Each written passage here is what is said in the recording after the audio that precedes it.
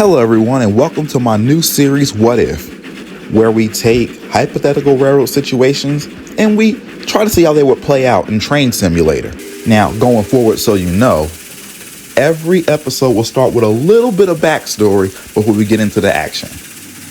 The Union Pacific was well known for its luxury streamlined passenger trains. They were, just to name a few, the City of Denver, Challenger, City of Los Angeles, and City of San Francisco. UP tracks ended in Omaha, Nebraska, so the Chicago and Northwestern Railroad handled their trains to Chicago.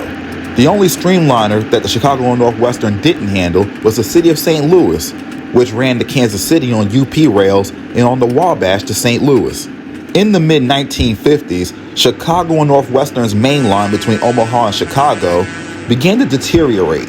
This meant that the trains had to run slower, including the city streamliners. The trains ran late, and Union Pacific wasn't happy with the Northwestern and sought out for another partner to get their trains to Chicago. In 1955, the UP struck a deal with the Milwaukee Road to handle their trains between Omaha, Nebraska, and Chicago, Illinois. This agreement went on until the creation of Amtrak in 1971. Now, what I didn't find out until recently was the Milwaukee Road wasn't the UP's first choice to handle their trains to Chicago. They actually approached the Chicago, Burlington, and Quincy Railroad, or simply the Burlington route, about handling their trains to Chicago. CB&Q was also known for its good passenger service and ran trains such as the California Zephyr, the Denver Zephyr, and the Nebraska Zephyr. For reasons I don't know, they ended up with the Milwaukee Road. I'm a fan of CB&Q passenger trains and UP passenger trains and thought about how cool it would have been to see CB&Q diesels hauling Union Pacific passenger rolling stock. So I went on the website Trains Forge. I downloaded their Union Pacific passenger car packs and purchased one of their Exposition Flyer packs, which included several CB&Q E5 diesel locomotives. I put them together and here we are. Now, to be completely honest, this concept isn't exactly accurate to 1955. The UP wasn't using their articulated coaches then, and if the CB&Q would have taken over UP passenger trains, I think they would have used E8s or E9s rather than E5s. But anyway, without further ado, let's get this show on the rails. I'm running the train on the Kickstarter 2 route that came with Trains 19.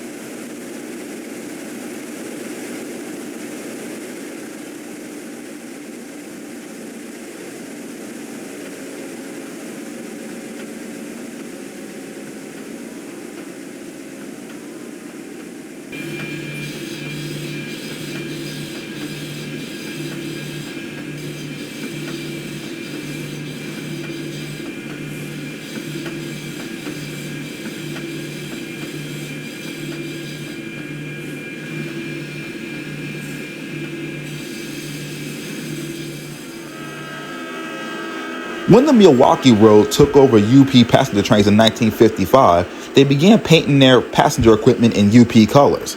And sometimes, on occasions, some of their passenger cars, including their famous Superdomes from the Olympia Hiawatha, would appear on UP trains. So, for this video, I've decided to film a couple of run-bys with CB&Q passenger cars sprinkled in a UP consist.